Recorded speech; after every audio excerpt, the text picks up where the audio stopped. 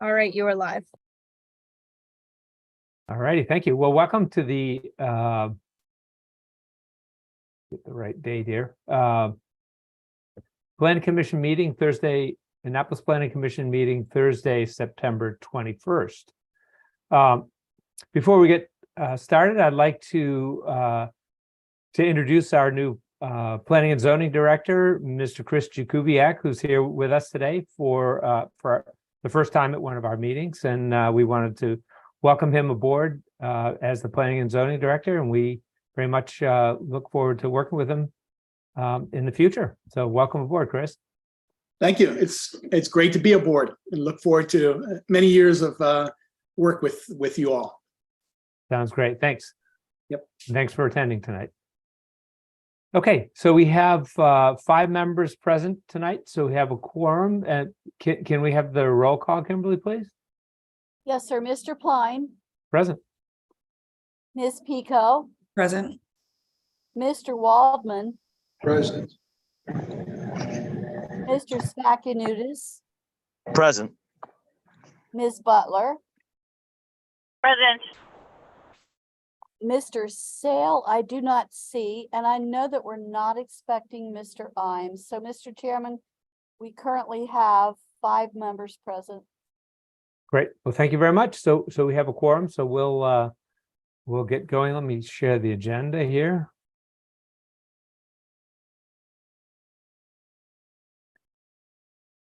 So first order of business on the agenda is approval of the agenda, or second order of business is approval of the agenda. Can I have a motion to approve this agenda as displayed here? So moved. A second? Second. Any discussion? Seeing none, all in favor? Say aye. Aye. Aye. Aye. And any opposed? Okay, thanks. So we'll proceed on. So next order of business is approval of the minutes from our meeting 2 weeks ago, September 7th. Was pretty straightforward. Everybody have a chance to approve those or to review those?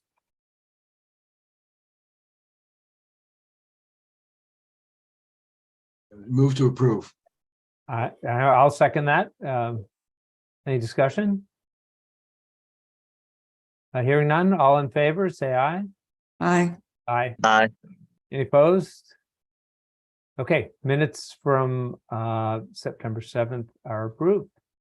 Okay, so that brings us into the continuing meat of our meetings over the last few times we've gotten together here, and that's public hearings on the Annapolis Head 2040 Comprehensive Plan.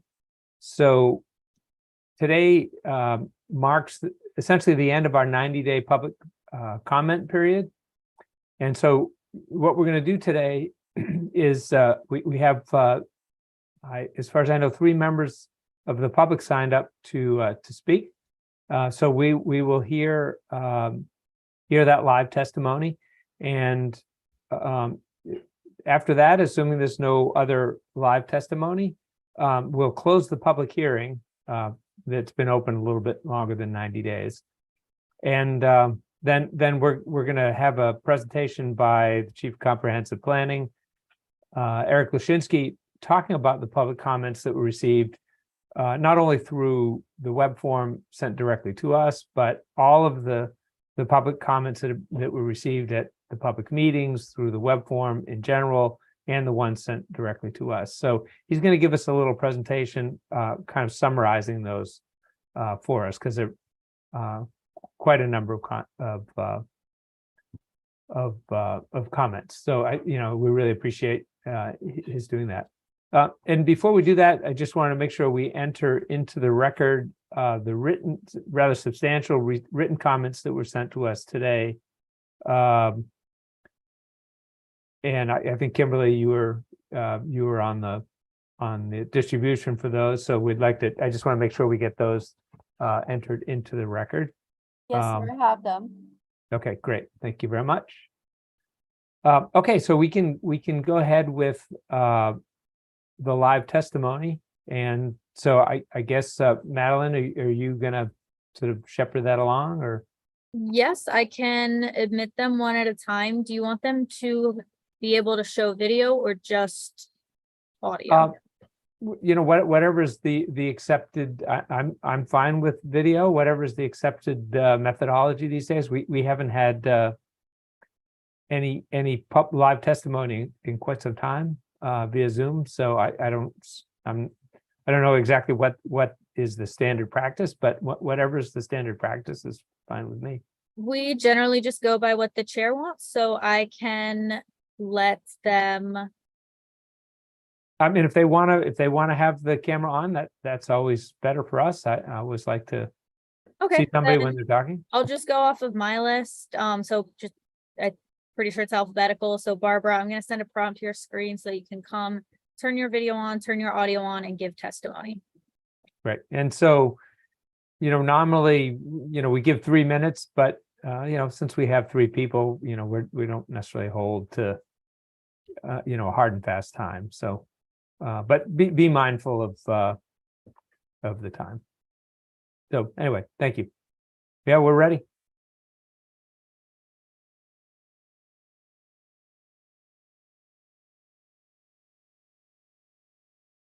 So I guess first up is Barbara. Can you pronounce your last name for me? I don't want to. Can you tell me how to pronounce it? I don't want to get it wrong. But when you come on, can you please you know, state your name and your address for the record?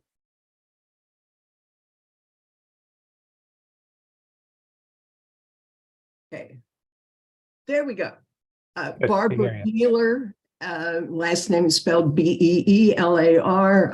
I live in Eastport. I have a degree in city planning and have been an environmental advocate most of my life. The comments that I have for you are you all decided you were going to look at blocks of the plan.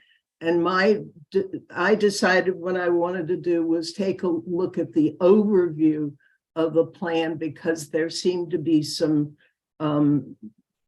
things that are consistent throughout the draft plan that I wanted to bring to your attention. So this is sort of an overview with then an environmental orientation. First and foremost, we really do need to change the name of the plan. It should not be Annapolis Comprehensive Plan 2040. The plan that is still in existence is known as the 2009 Comprehensive Plan, and that it was adopted by the city in October 2009, hence the 2009 Comprehensive Plan. That would then suggest that this plan should be called the 2023 Comprehensive Plan. By leaving the date of 2040, it gives the impression that the plan covers 17 years. And as you well know, in the state of Maryland, a comprehensive plan covers 10 years, not 17. So this is clarity and being sure that we don't have any delays in implementing the next one down the road. What I found that the statement by the American Planning Association was a really clear statement of how to frame a plan. You set your goals, have facts, diverse strategies, engage the public, coordinate cross sectors, clear process for implementation and monitoring. And in the case of the of environmental issues, you have to address the issues of climate change. Sorry for my phone. So after name changing, one of the things that we really, really need to do is add this monitoring and implementation section to the plan so that it would come after adaptive city. We need a clear process for implementing and monitoring. I would recommend we sort of build in things like biannual reports to the City Council and Planning Commission, build in strong community engagement in the process.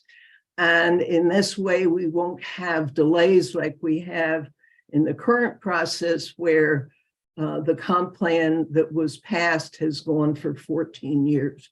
I think that doesn't do anybody service. And I just remember Rob Savage saying at one of the review meetings that they had, he said he couldn't wait to have a document on his desk that he could take a look at and see how we were doing in terms of realizing the plan.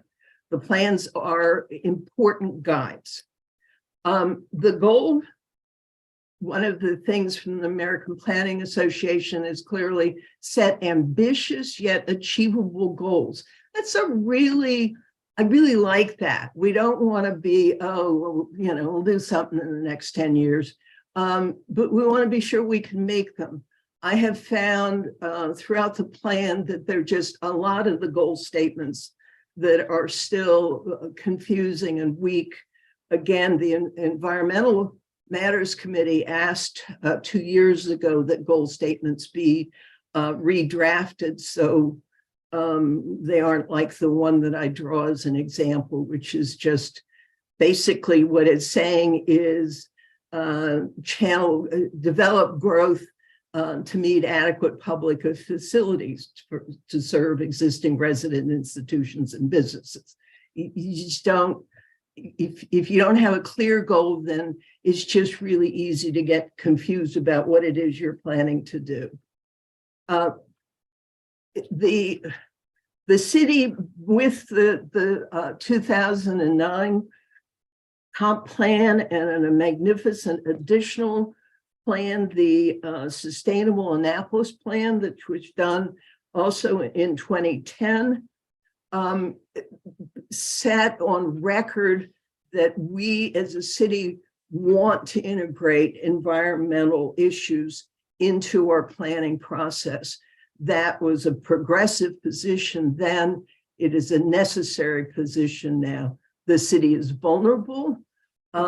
We are having today impacts of climate change, and we know it's going to get worse.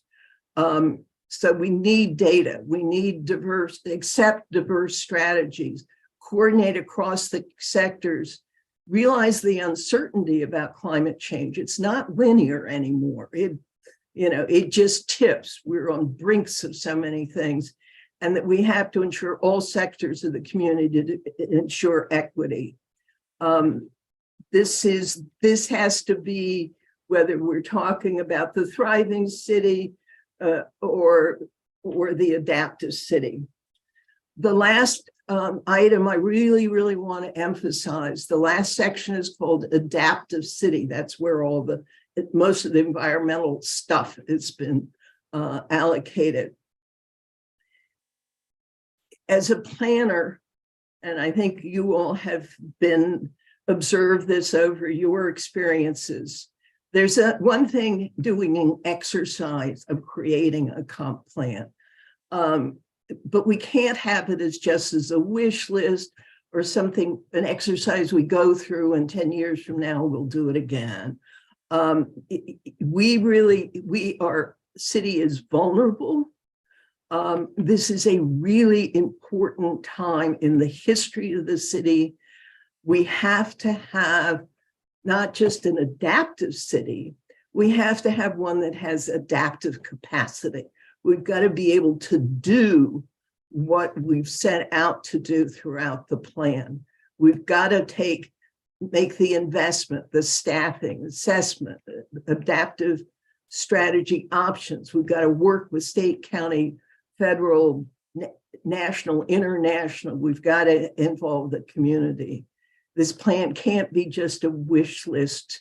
It needs to be a guide for growth and development for sustainability in the coming decade. Thank you so much for your time and all the hard work you've done on this. Appreciate it. Great, thank you much for those comments. And, you know, we have your document you submitted. Yes, with all the sorry. Yeah, no, we have it. I read it over today, and so we have all the details. So thank you for summarizing that. We appreciate it very much. Okay, thank you.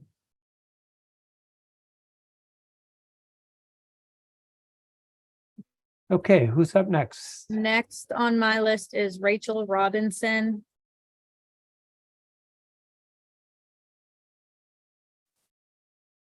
So she'll be in a second. Okay, great.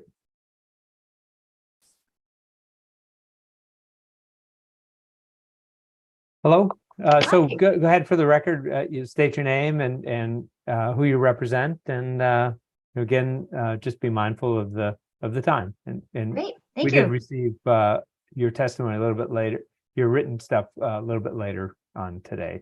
Eric just informed me that we did receive that. Not Great. too long ago. So Thank you all so much.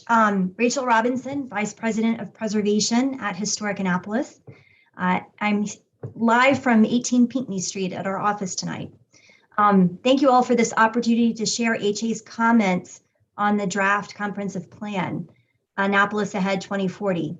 I have separately sent staff editing comments after a thorough reading of the draft. The following comments to you are big picture.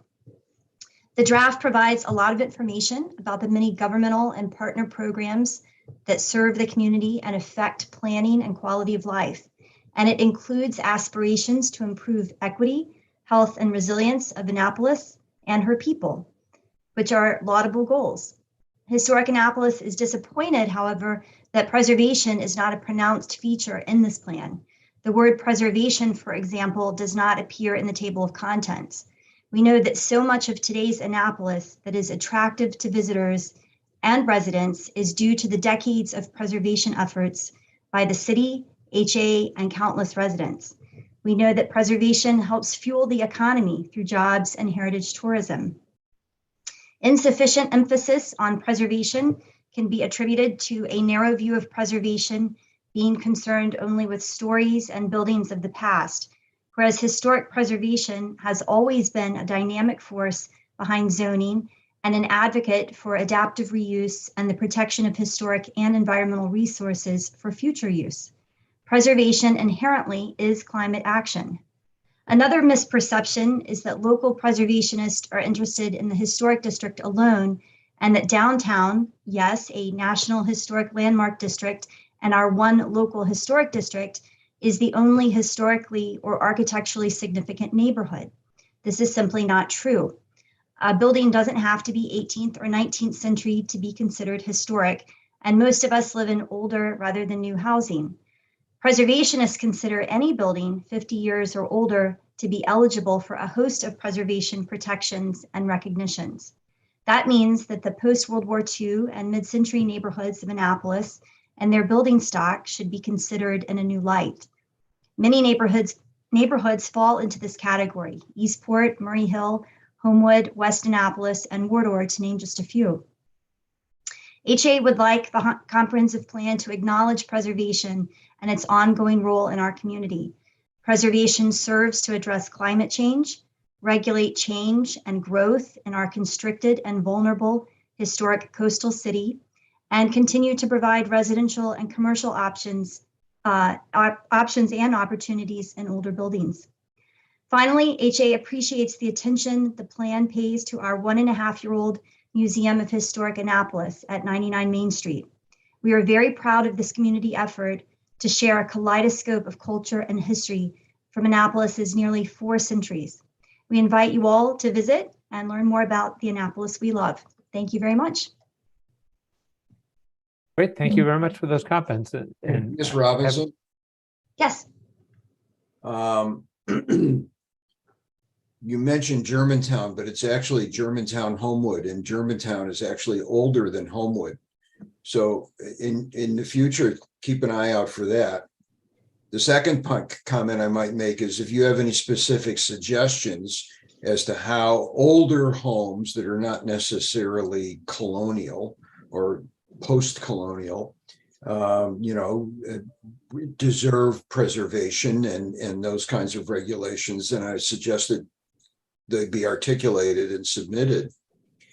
And thirdly, I have visited the museum, and I want to congratulate HA on including so much of American Annapolis history that occurred post-colonial. And it's a wonderful little museum. It's very open and accessible, and I think that it's going to become a part of the whole legacy layer to the new city dock. Thank you very much. Okay. All right, thank you. Okay, and I guess we have one more person. Yep, last on my list is Ronald Jarasho. Sorry if I'm mispronouncing that. No, you got it. All right, great. Just Mr. Jarasho, just state your name and address once you come on. That'd be great. Good evening, everybody. I'm getting my video on. Good evening. I will introduce myself. I'm Ronald Jarasho. I am a former circuit court judge in Anne Arundel County. I was the chair of the 2009 comprehensive plan that's currently being replaced. I was a former commissioner on the Planning Commission before I was appointed as a judge, and I was the founder and the former president of the Germantown Homewood Civic Association, making me a neighbor of two of your commissioners. So I know them well. Of course, I know Mr. Pline from other matters. I am going to testify to endorse and commend the new comprehensive plan proposal. I want to focus on the land use, mixed use, and infill provisions in there. In the 2009 comprehensive plan, we recommended 4 growth areas in the city, one along Forest Drive, one in West Annapolis, one in near the town center, et cetera. And the idea was that we could promote growth in those areas, and that would be a laudable goal to promote public transportation and the growth Annapolis needs, as I'll talk about a little bit later. And the current comprehensive plan is recommending, from what I perceive, as a changing the standard of zoning in Annapolis from a permitted and prohibited use kind of standard to a looking at the size and scale of buildings and seeing that they remain compatible with the surrounding communities. And that is something we did examine during the 2009 comprehensive plan proceedings that we all discussed. We didn't adopt or recommend those, but we did examine those because around the country, that has been an accepted standard for zoning, that you look at not necessarily the use that's going to be done in the building, as long as the use is compatible or the buildings are compatible, and things like safety and other compatibility standards are maintained. And I see this plan as making those kind of recommendations. I want to talk about why I support this plan. Part of the reason I support it is when I was chair of the Gotts Court Garage Committee, which everybody knows where the Gotts Court Garage is built, the city wanted to tear down those small buildings on West Street, build a large municipal building and a large parking garage. We had testimony over many, many weeks during that time. And one of the things that came to light is that those buildings are one of the last vestiges of 1950s architecture in the city of Annapolis. I'm sorry, can I interrupt you for a second? Do you mean next to Knighton Garage? The Knighton Garage. You're correct. I got my terminology wrong. Knighton Garage.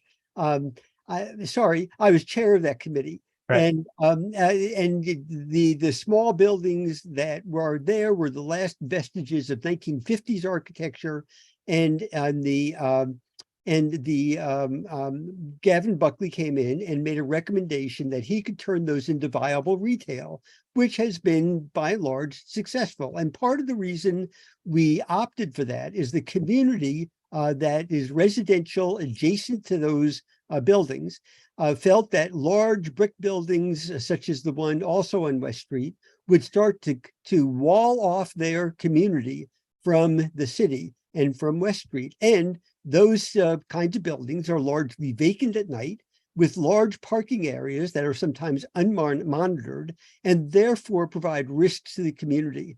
Whereas the current buildings that were preserved people use them at night, so they're not vacant. The parking needs are not as severe. You don't have large parking areas that are vacant. And Annapolis, one of the reasons that I support this is in the 1980s, when the Germantown Homewood Civic Association was founded, we did so because there was the proposal in the then comprehensive plan being debated to build large commercial buildings on our section of West Street, sort of from Legion Avenue going down towards Church Circle. And we felt that that was incompatible with our residential community. And we got formed as a community association and got that potential proposal removed from the then plan under consideration.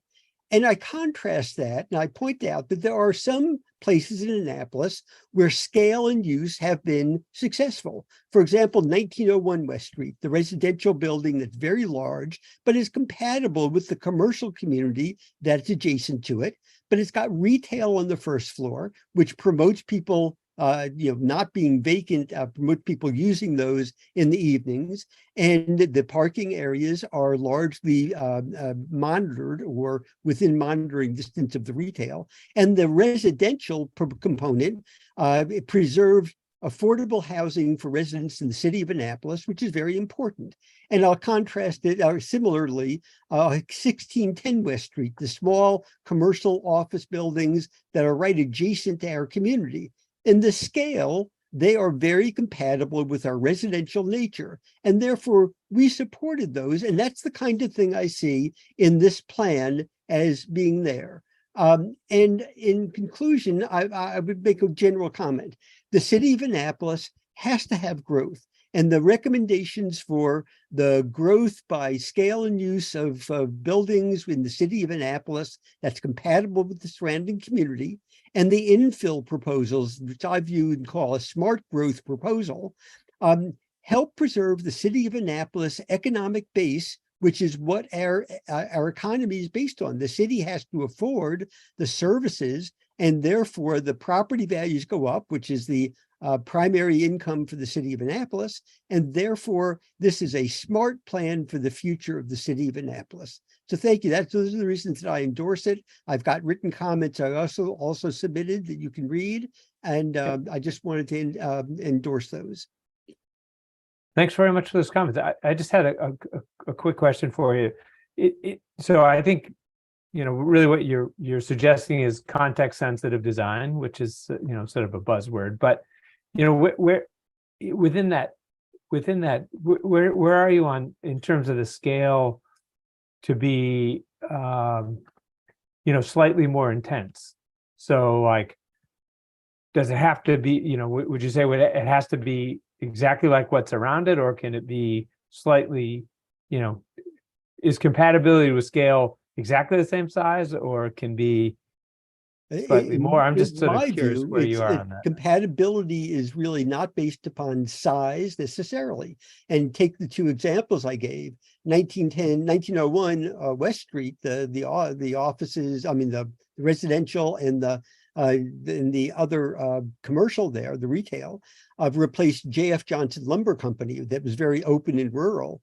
But we considered at that time, and we endorsed it as a community association, because the alternative was a strip shopping center potentially that could be built there, which would have been much more intense with parking and would not have promoted residential and use at night. It would have been in some ways the promoted use at night, but certainly the city needs that residential component. And you take those small office buildings, which are adjacent to our community, that's a very good transition between our residential and the more commercial in the end. So no, I don't necessarily say it's got to be the same size as what's there currently. I think it's a question of the use, safety, other components as are included in this plan for the recommendations for the mixed use portion of it. And so I do think it's not just a question of size. Okay, thanks. Appreciate the clarification. Mr. Jericho, thanks for all your many, many years of volunteer work. I'm sensing that people are not resistant to much more density, frankly, in the opportunity areas that you identified 13, 14 years ago. Unfortunately, the zoning didn't change in those areas and the design standards didn't change, but we'll see how this plays out. What I think people are concerned about is R1 and R2. What does it mean? And Alex Klein was getting to that when he asked, what do you mean by context sensitive or community compatible or whatever? Does that mean that somebody who tears down a small sort of bungalow sized house in an R1 area and wants to put up, I don't know, a duplex, can that be larger, smaller? How do you determine its compatibility? Well, Its context sensitivity. So I view compatibility as not just what is the building being replaced, but what does the community compatibility mean? So if you look at the area and see what's generally around the area, as long as its scale and size for the general geographic uses in that area, I think that's compatibility. And let me point out this, that you kind of raised it. I think there's kind of a misunderstanding of what a comprehensive plan is. It's taken 7 to 10 years from the 2009 comprehensive plan to start to see growth in those areas. It first happened down on Forest Drive with that commercial area that got built. West Annapolis is transitioning now. It's 10, 12 years later, and there's limited growth there. And so my view is that in R1 and R2, yes, you can have, and I'll point out this, I believe the city's adopted things like endorsing grandma or grandparent apartments as a second residential unit, even on single family use areas. So they're not necessarily duplexes, but they are multiple residences on a footprint that's compatible with the community. And that's what I view as context sensitive development. But they're limited in size, and there have been very few of them. And the fears that I've heard is that in R1 and R2 you would start to say somebody acquires 2 lots, 100 150 feet of frontage, and wants to put up a 4 or 6 unit building on Glen Avenue or Locust Avenue. How do we determine what's compatible? And I agree with you. It's not what was there before. It's what's on the right shoulder and what's on the left shoulder and in front and behind. But, what kind of, in order to infill successfully, structures are going to have to be bigger. How much bigger should the city allow them to be? How do we determine that? It seems to me that there are compatibility standards such as that prevent that from happening. If you're going to build a 10-unit place on 2 lots you buy, for example, can you provide the parking? Can you provide the safety? Can you provide, and those are the companion standards that help control the kind of uncontrolled growth that people fear. And I think it's those standards that the mixed use section, as I read this proposed plan, this draft, they have in those mixed use section talked about those kinds of other factors that need to be taken into consideration when the zoning gets approved by the city council. And so the comprehensive plan isn't the place to define and try to predefine those kinds of standards. That's the debate that goes on for the change of the zoning law in the city council. I agree. Good. Agreed. Thank Yep. you. Thanks. All right, we appreciate the comments. Bob and Hey, I have Alex, had I have a a chance quick to question. ask. Yeah, go ahead, Diane. I was going to ask if anybody else. Sorry, no, that's okay. I'm sorry. I know I'm jumping in late here, but Mr. Jericho, I just want to say with your considerable history and planning in Annapolis. When you mentioned 1901 West Street, it sounds like you anticipated that was going to be affordable housing. Do you know if that was ever planned for affordable housing? Because as you know, it's market rate housing now, those apartments. Well, my understanding is when it was approved, and I think I've heard that it still is true, the city made sure that a certain percentage of it was maintained as affordable housing. I do not know currently whether that has been maintained, but it was my understanding that it has been just from talking to other people. Okay, And as thanks. far as I know, I don't think that's true. Yeah, I think there may be the MPDU requirements, so there's maybe 1 or 2 units that is moderately priced, but it's definitely not an affordable housing project. So I was just curious to see if you knew what the history of that. But thank you for your answer. I appreciate it. Yeah, do you know, do they accept Section 8 vouchers? I mean, many places do. No? And it was originally proposed as condos, in which case the MPDU law at the time would have prevailed, been imposed. But then they changed it to rentals. And so it is what it is. What I think, one of the things that's important that I would ask everybody to keep an eye out towards is our use of words. Affordable housing means some things to some people and some things to other people. To some people, it means subsidized housing. And to other people, it means something more akin to, quote, workforce housing, missing middle housing. I would say that, I would suggest that we be very careful in our discussions to distinguish between affordable housing and workforce housing, or at least make it very clear when we talk. And let's be very clear, the location on 1901 is considered to be a moderately priced dwelling unit, MDU, and eligible for the MPDU program. So I think you're right. It could be semantics, misinterpretation of what some people's definitions are, but it is listed. It's on the website. It's on the city website. So I think there's just differing opinions. Okay. Good. All right. Thanks, Mr. Jericho. Appreciate it. Thank you. Good night, everybody. Good night. All right. Thank you. Okay, so there's nobody else signed up to speak at this point? That's correct on my end. All right, thank you, Madeline. So at this point, I'm going to officially close the 90-day public hearing process.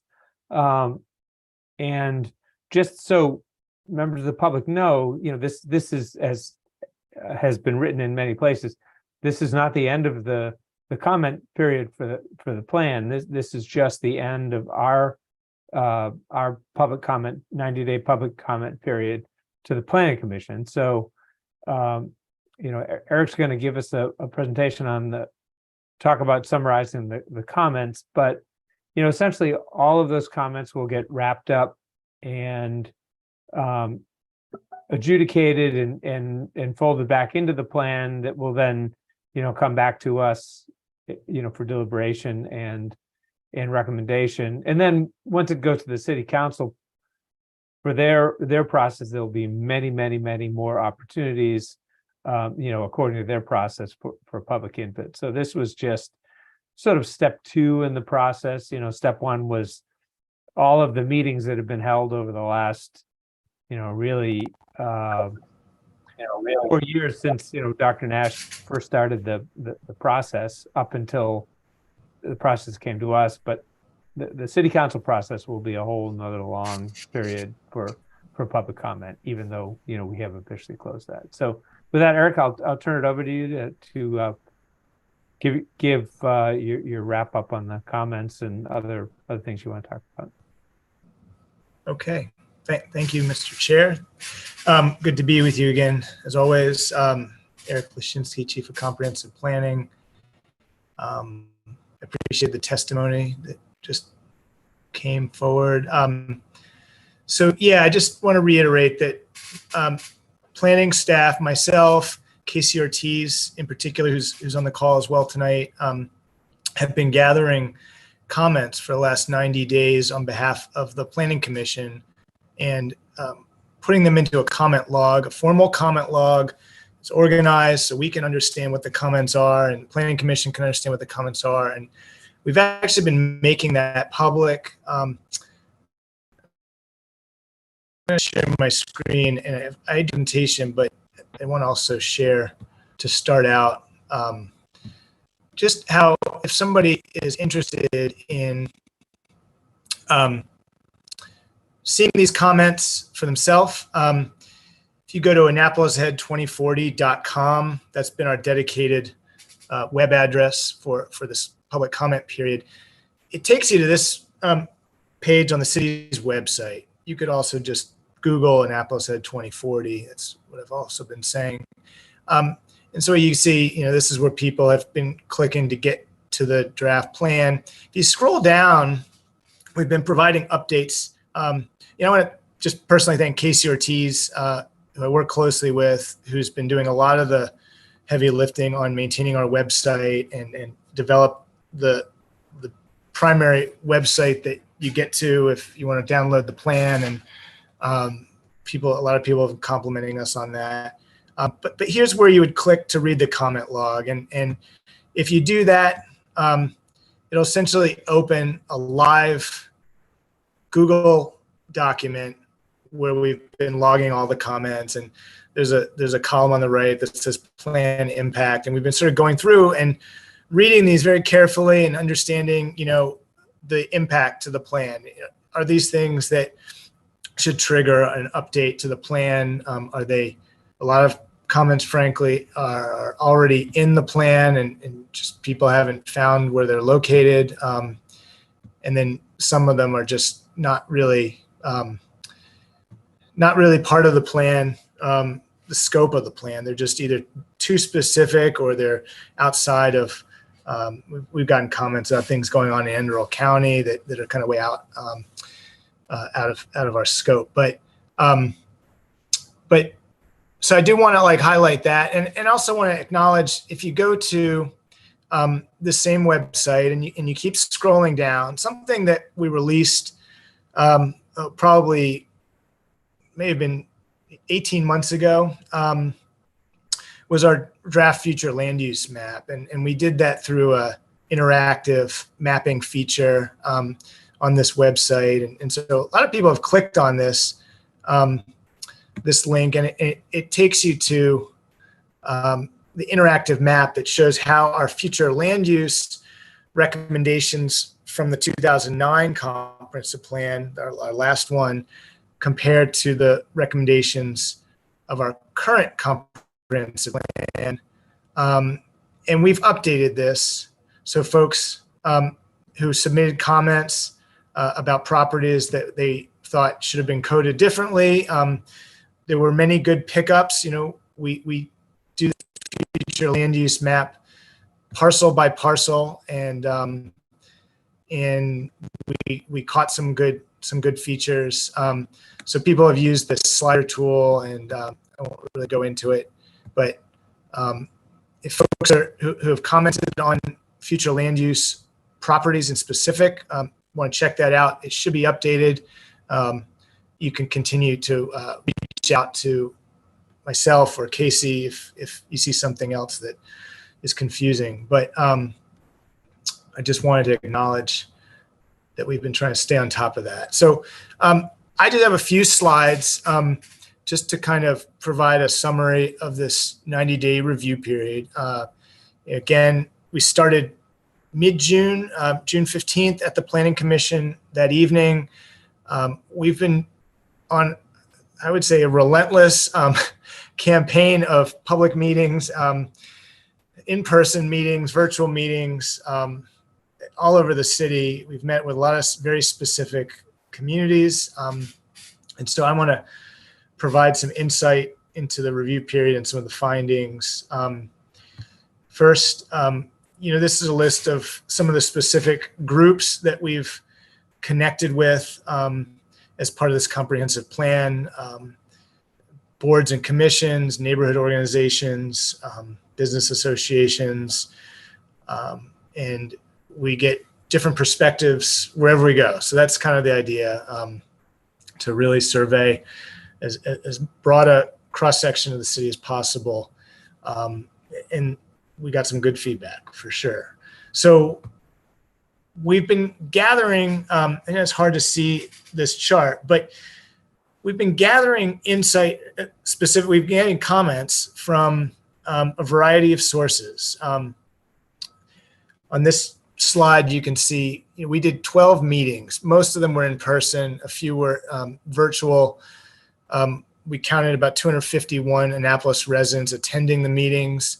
And so along the graph here, we received the most comments at our Ward 3 and Ward 4 event at Mount Olive Church and Parole. There was, well, second most, 45 participants there. At Ward 1 and Ward 2, we did an event at the Michael Bush Library, 51. This is the participants. This isn't the number of comments. This is the number of participants at these meetings. Ward 1 Residents Association, 33 participants.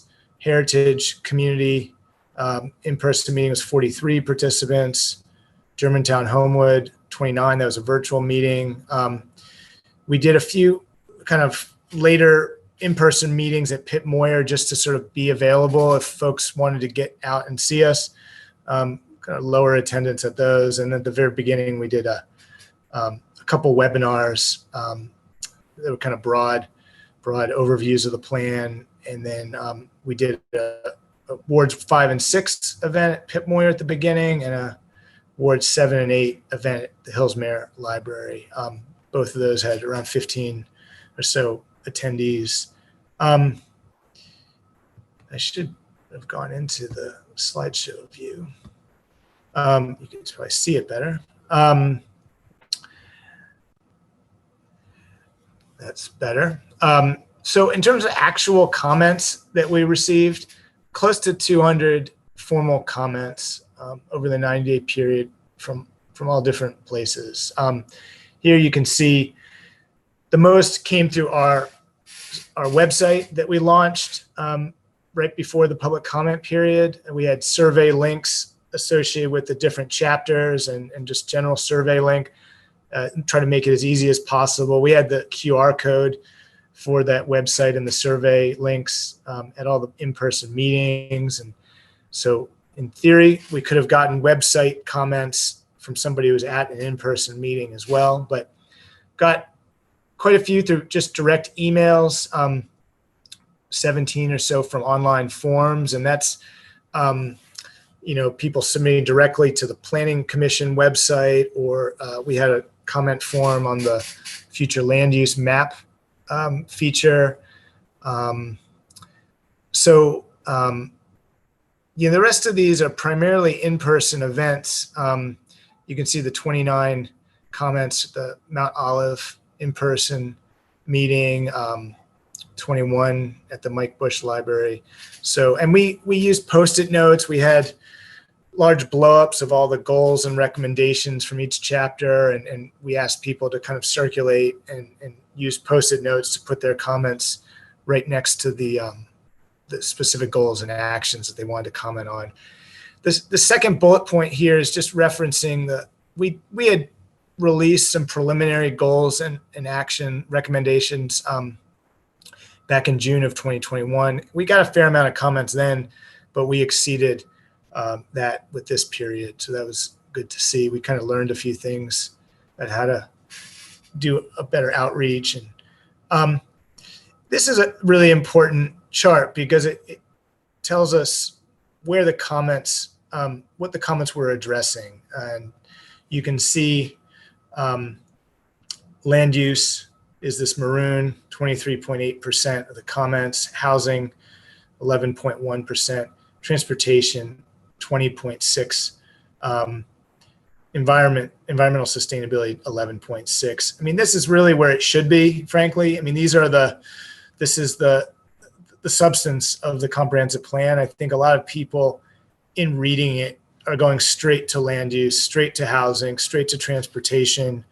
And that's really the way we want people to read the document, to go to the chapters that they were most interested in. And you don't necessarily need to read the whole plan front to back. So, I mean, I think this is just from my familiarity with other comprehensive plans. I mean, land use, transportation, housing are frequently the substance that you want people to be weighing in on, as well as environmental sustainability. But which I think technically should have been on this list here, so I should correct that. But ahead of housing. And then what we did, I mentioned in that comment log, we have that column that's called plan impacts. What we tried to do is assess, after reading each comment, is this a pickup, a clarification, or an idea that we should have included in the plan? And we do our best to assess that. And 17.5% of the comments fall into that category. We anticipate there will be a change of some kind to the plan to address that comment. A significant amount of comments are on things that were already in the plan. And just, it's a big plan. It's hard to find the exact reference to the question. And I think, obviously people didn't necessarily have the time to look at everything in the plan, but we appreciated those comments, and in some cases we had to double check. And then the bulk of the comments, I would say, we reviewed and processed, made sense of, but were either outside the scope of the plan, or just a general question about something that they just wanted an answer about. And it wasn't really clear what the intent was to sort of change the plan. So we intend to provide responses to all the submitted comments right in that comment log. If you go there now, you'll see some responses to some comments, but quite a few don't have responses yet. And then we're gonna, potentially we might change some of the comment their plan impact if give it more thought, but I think they're pretty much where they should be at this point. We took a stab. I mean, I'm going to just generally talk about some of our takeaways, but we took a stab at word bubble, word clouds, to try to understand, commonly used words in the comments we heard. Maybe not surprisingly, Annapolis was the prevailing word. I mean, I think it's interesting to see that, though. It's maybe obvious, but I do believe there is the majority of recommendations in this plan are trying to build on the things that Annapolis does well, that define Annapolis today, that have made it a desirable place to live, to work, to visit. That is the predominant theme, I think, in the comprehensive plan. There's a lot of lessons to be learned in our city, looking back at how it has evolved historically, and some of the things that we've done well and some of the things we have not done so well. And I think in general, most of the recommendations in this plan are trying to get back to things that we have historically done very well. So we took a stab at doing kind of our own word cloud, and this is what we came up with. Casey put a lot of effort into this, and I think it's interesting to sort of see some of the nuance here in some of the very specific topics that people are talking about. I think there's a lot of people in the city who acknowledge that we have a housing shortage. I think what people can agree on is we want housing options that don't drastically increase the existing density, that mesh with what the city is today. And I believe we have a way of doing that that's defined in this plan. Future land use was something that I think tripped up a lot of people. They kind of associate it with zoning. It's not zoning, it's a vision for our land use. Every parcel of land in the city has sort of a best use, and we try to do that. We try to make a case for that in the future land use map. It suggests the kind of land use policies that we should have. And then there are zoning recommendations in this plan, but ultimately, as Mr. Jerichow acknowledged, any zoning change has to be implemented by City Council, involves a substantial additional effort and a lot of community participation to be successful. And so if you see things in this comprehensive plan that suggest zoning, they're basically efforts to continue a conversation about an idea that is going to need far more analysis and understanding to do right. And that's really what the comprehensive plan is trying to do. We're trying to advance some of these ideas to the next stage. We want more long-term residents. I mean, that's something we heard from a number of communities, particularly ones who are dealing with short-term rental issues and a desire for more diversity in their communities.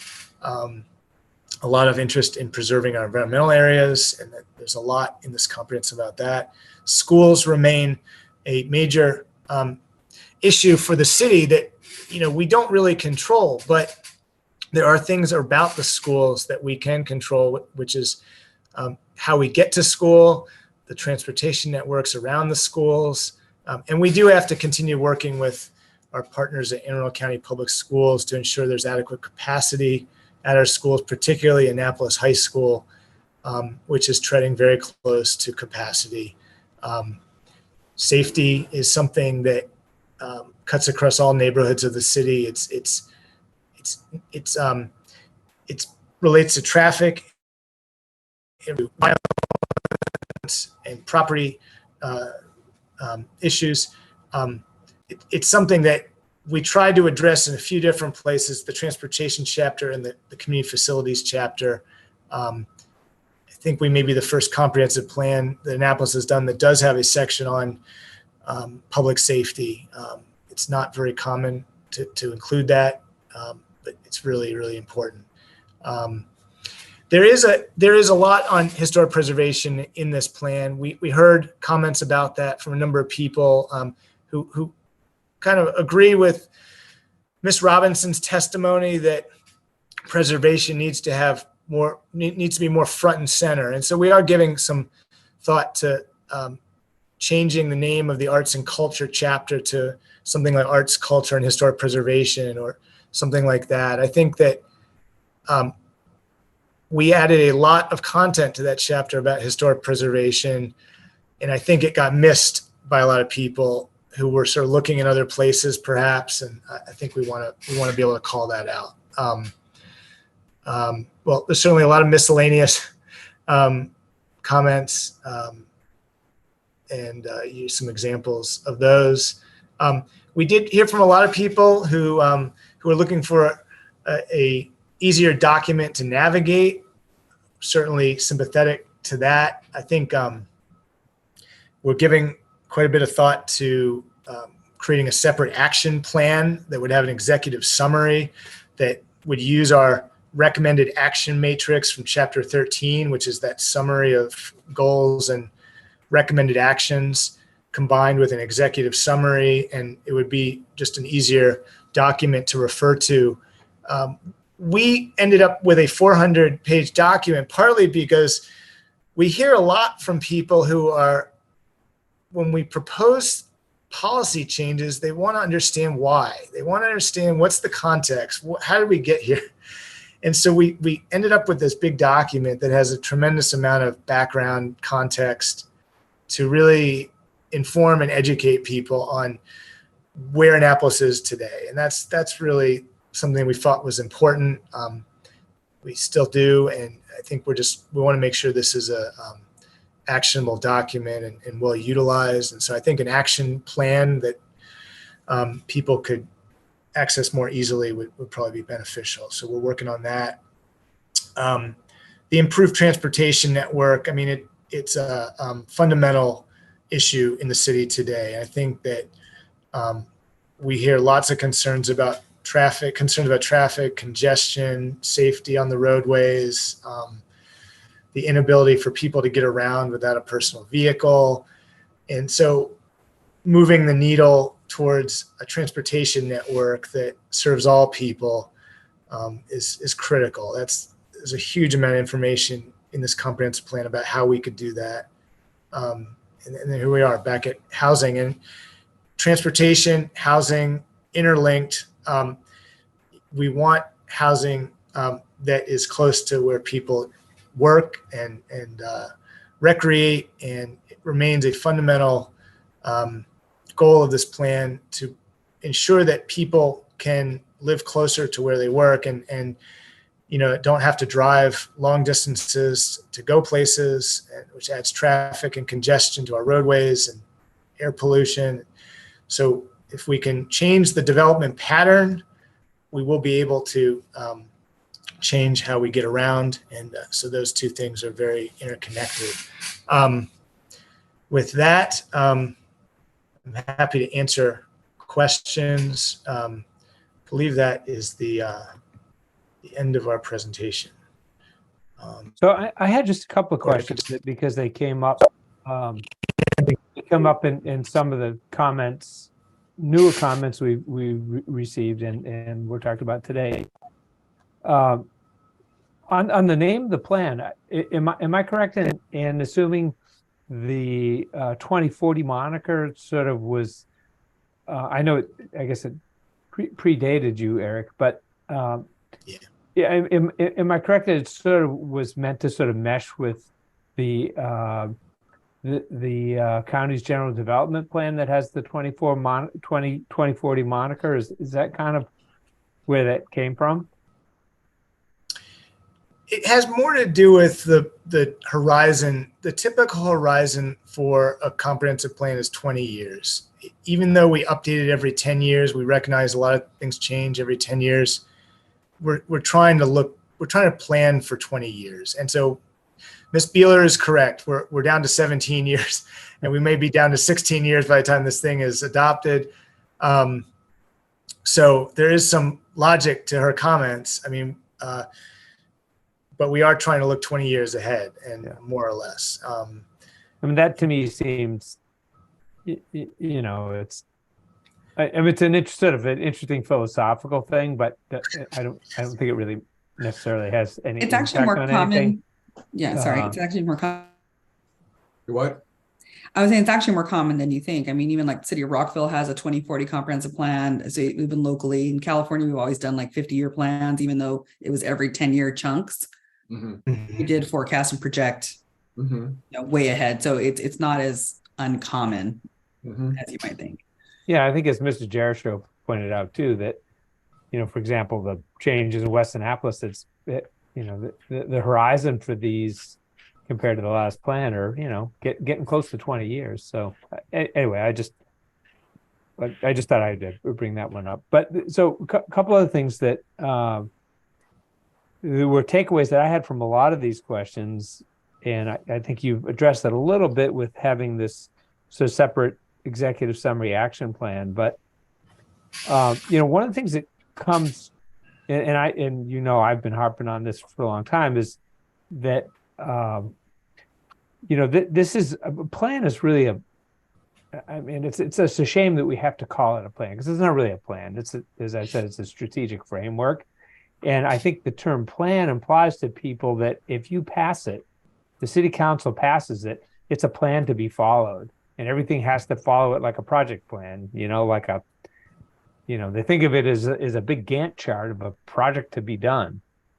And it's not really that. It's a strategic framework. So in a lot of the comments, there's a lot of this about implementation and monitoring. And while I understand that the state suggests that you do that, in many ways, I don't know that in detailed ways that really makes any sense, because as staff, there's some parts of this plan that can be implemented without the legislative body. Some things can be done and sort of emphasized by different administrations, but for the most part, when anything involves allocating funds or changing laws, that has to be done by the legislative body. So while it's fair to sort of do a after the fact accounting of the things that happen, I sort of don't really understand the emphasis on having this sort of checklist of, oh, well, we didn't do all the stuff that, was in the plan. Because it's a strategic framework, and I don't think anybody, at least in this circle here, thinks we're going to do all this stuff. I mean, it is aspirational. So I don't know. I'm just curious, sort of your take on how we deal with so many of these comments that that say we should basically have this checklist and score how the city did based on what we've done out of the plan. I just think that's sort of the wrong way to look at it, but that, I'm willing to admit that's just my view of the world. Well, I will say that there's a lot of things in the recommended actions that are very actionable. I think it is important that there's actions in here that we can check off, that we can say we accomplished this. Not all of them are that, though. I mean, I think there are some aspirational things in here that certainly need council action, and we don't know if that's going to happen. We don't know who the city council will be in a few years. I mean, there's a lot of things that hinge on other dynamics. There's a lot that relies on partnerships with other jurisdictions, such as Anne Arundel County, or partners like the Navy, or school system. So, but I do think what we've heard from people, I think that there is a desire for the city to tackle projects and changes that will improve the city. And I do think there's a lot in this plan that is very tangible, that are, the funding is also a crucial dynamic to a lot of projects it's hard to say in some cases whether that'll be there, but I sense that we're somewhere in between what you're describing and actually something that we can check off. I think it is supposed to be accounting for our values and our principles, so that to that degree, it fulfills the idea of a strategic framework and the kind of. Right, but I guess I'm just pushing back a little bit on the concept of this being a report card that somehow is reflective on, whatever administrations happen through that period. It could be, if you have an administration change over every 4 years, it might be, could be 4 different administrations easily, and somehow that it's a failure. I mean, just look at that, and I think that's what I'm sort of pushing back is the emphasis, because some of the comments have said this plan shouldn't go forward unless you have that scorecard. And so while I agree with you, it's important to make sure that we keep track of the things we do, because they're a reflection on our values, in our strategic values. I'm totally on board with that, but I'm just pushing back a little bit on this idea that it's a do or die scorecard. So I agree with that. It's just definitely there's a lot of gray area in there for sure. Yeah. So I don't know if other commissioners have, words to say on that, but I think there were a lot of comments about that. Well, I think that it's beneficial to be crystal clear on what your goals and your whatever the metrics, your achievements, your scorecard. I think it's really important to have that. I think that's the kind of thing people will look at. And and it's a guide. It really should be called the comprehensive guide, because it's not. But one thing that I've been harping on, and I will continue to harp on, this idea of form-based code and knitting things into existing communities, developing mixed-use buildings and developments along certain corridors and so forth. Those are some of the main themes of this 400-page document. And the goal of making, Annapolis with a more healthy middle is dependent on developing those design standards. And I think, form-based code is mentioned, and whatever you call it, community compatibility is, promised, that kind of thing. I think it'd be really helpful to have some very concrete examples of what other cities have done in R1 areas and in commercial corridor areas. I think people need to visualize it to start to feel comfortable with it. Yeah, and I think it's sort of beyond the comfort level. It's more to give people something that will give them some faith that that the city government isn't going to do something that's going to sort of be a knife in the back.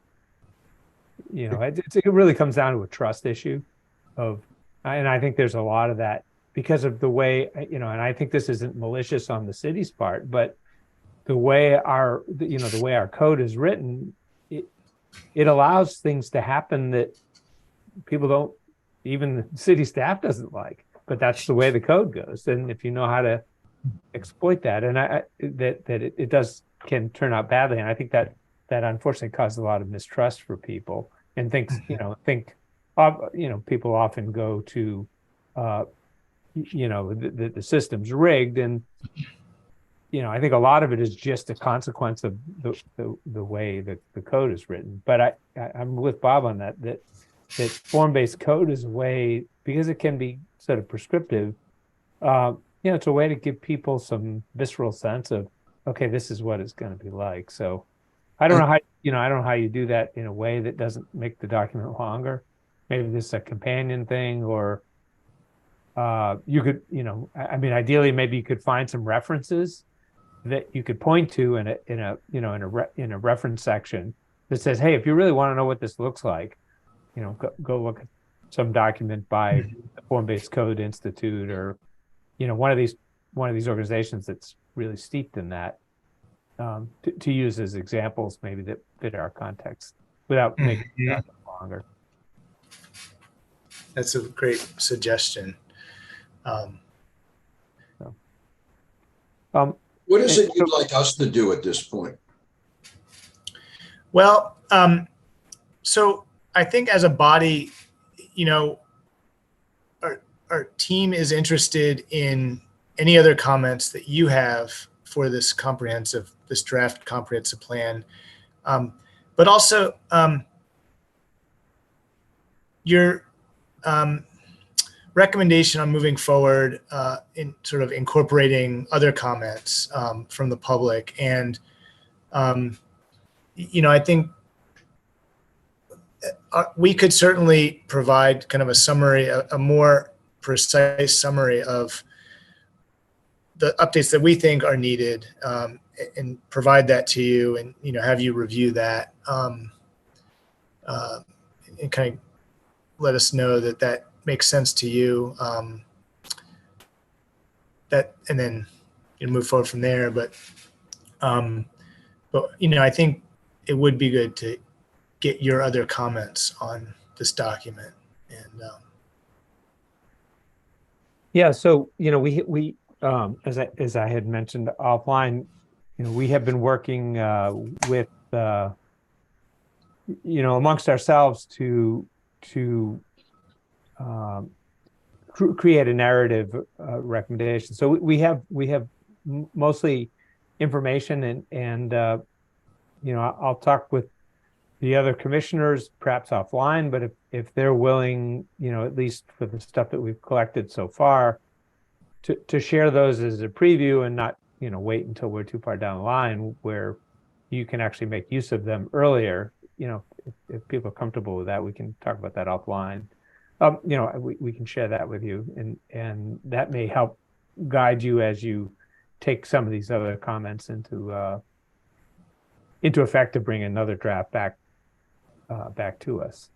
I wrote something that was directed both at you, but primarily at the city council. Yeah, and I think my comments were, very similar to yours, and Okay, I think Teresa's and Diane's are all the same. So good. if everybody's comfortable with that, I'm happy to share those, with staff. Because Because my eye is on given where they're basically thinking. handing this over, to the city council. And if you think it's important that we see these revisions, then fine. I do think that we should have some time to look at all these comments. I mean, and especially Ms. Pendel Charles, who went on for 34 pages. Yep. So I said, Diane, you had your hand up. Do you have a question, comment?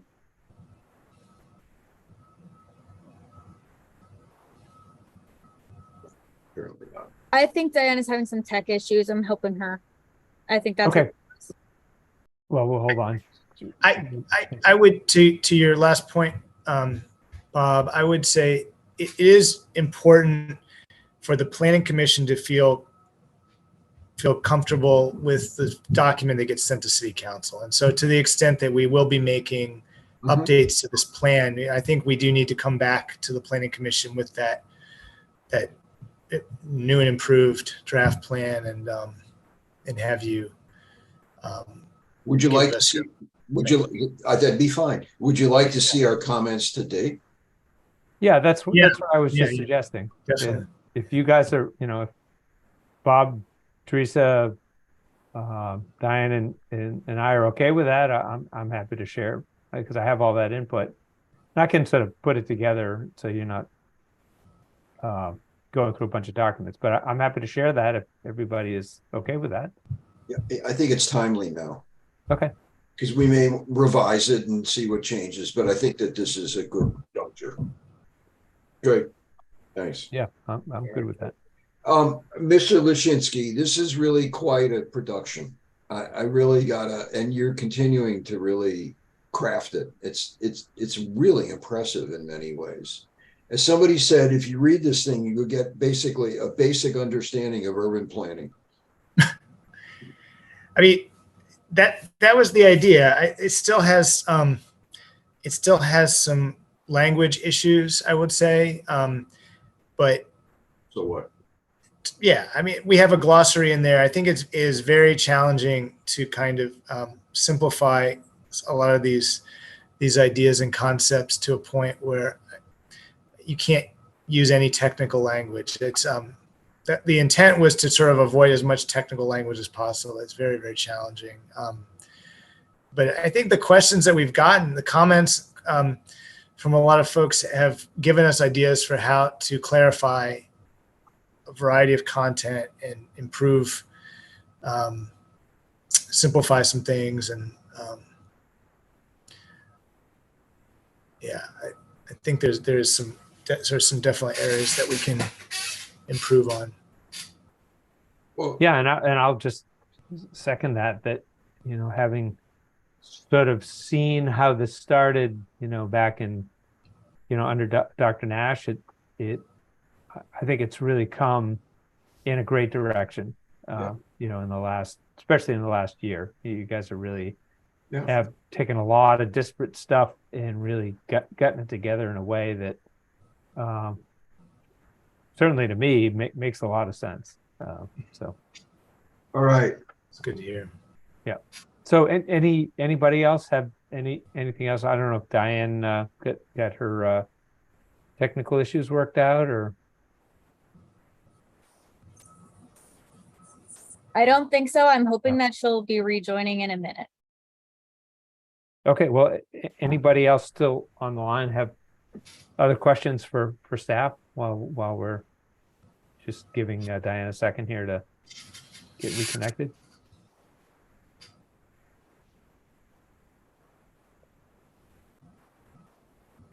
It might be helpful to walk through the timeline of what to expect. I know that draft comments are coming, but just making sure as far as like agenda going forward, I mean, obviously we have time to now digest all of the public comments that have been added recently and so on, but if we could just walk through kind of what to expect going forward would be nice. Yeah, Eric, do you want to, so just go I have through some when you thoughts. think you'll get, get an updated draft back to us?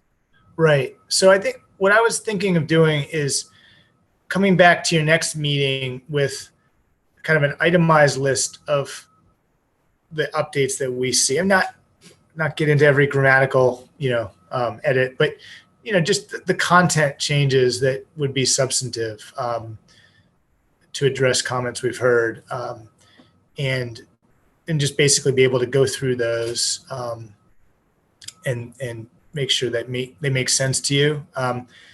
And then if they do, then we would probably, we think we need about 6 weeks to make the updates. Realistic, we would try to have an updated draft before Thanksgiving would be the goal. And then be able to give you some time to review that, but we could probably at one of your meetings walk through the changes that were made, sort of do a page turn, I guess. I don't think it's going to be the whole, it's going to be select places within the document. So it won't be all 400 pages. It is a lot of the time that you need really a function of not so much changing the content, but things like formatting it and the pictures and getting it, getting the PDF all, because that's sort of window dressing. I think as long as we see what the changes are and kind of where that fits in, the fact that we don't necessarily have a final PDF of the documents is probably fine, I think. That's a good point. Yeah, I think that's a very good point. I mean, I think a lot of the changes are going to be text related. They're going to be adding some like clarifying text, changing the wording in a few places that might be very meaningful, significant to the intent. And so I think I have to look at these situations a little bit closer, but there's a possibility. I think what we could do is present some of that sooner than later. I think the 6 weeks was really more to be able to finesse the layout and that kind of stuff. But yeah, so it's possible we can come back sooner. Yeah. So I think if you can, if you came back and at our next meeting sort of went over that, I think ideally for us to have our sort of review done by Thanksgiving, I think that's a goal we should shoot for. And then, because after between Thanksgiving and the holidays, things sort of slow down. So, if want to get this to City Council by the end of the year, right. I think that's what we have to shoot for. So, I see Diane's back on. Do you have some questions for Eric? Yeah. Well, Yeah. just a brief comment, and I will be brief. I was muted and couldn't unmute again. It's kind of the same problem that happened to me before, but it really goes along the lines of, I agree that with Alex, it's really not a plan and that we're going to follow it in a checklist kind of way. But I kind of agree with what Bob was saying, that it's important to be very clear on how we state our goals. And I think to a large extent, this plan does that. I also would like to add that it is a little bit of a report card on what we've done in the past. And I think you did a good job in many cases of stating, here's where we, you don't actually use the word like, you never say we failed at this. You say we use nice language like we have a long way to go to meet our whatever affordable housing goals, or we have this and we have that. So I really appreciate that, because it's, it's self-critical and it's looking at what we did well and what we didn't do well. So that was pretty great. However, I would mention that in the environmental arena, we don't say, we're changing we're revising our environmental goals downward because we didn't even come close to meeting them, or, whatever we want to put language around that, we're not going to meet them. So we just need to look at that pretty directly head on and say, this is what we plan to do. This is where we are. And, I think to the extent it's a measurable kind of item to talk about, you can do it on in the environmental area fairly easily because there were goals, and we do have state goals and our MP3 permit goals. So hopefully that can be strengthened a little bit. But I would say overall, I like the fact that we were able to report back on what went well in the last plan. So that's just a comment. It's hard because it's not a plan, it's a strategy, right? Right. But there are some things we can take away from the past. The environmental section, the adaptive city section, that has the environmental sustainability and water. I mean, that is actually a good example of a place where I would say there is a report. I mean, there are some very like specific measurable goals that we have in there that some of them are tied to state goals that, like the carbon reduction and Impervious surfaces. Yeah. Mhm. Tree canopy goals. And I think, Yep. yeah, we do need to stay focused on those. But thanks. Sure.